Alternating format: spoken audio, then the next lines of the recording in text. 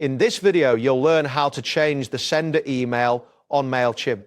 This process allows you to update the email address that appears to your recipients when they receive your campaign. To begin, navigate to the Mailchimp homepage, open your preferred web browser, and enter the Mailchimp URL in the address bar.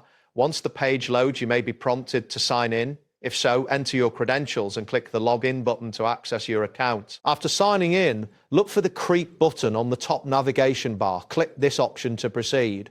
Once you have clicked Create, the system will redirect you to the campaign creation page where you can begin to replicate an existing campaign. Next, select the Replicate option. This will allow you to create a copy of a previously sent campaign. Once you click Replicate, a list of your campaigns will appear.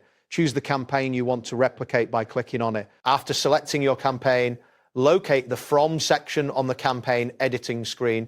Click on the From option to access the sender settings. This action will display the current sender information, including the email address. Now, click on the email address field. This will allow you to edit the sender email. Once you click on this field, a drop-down menu of available email addresses will appear.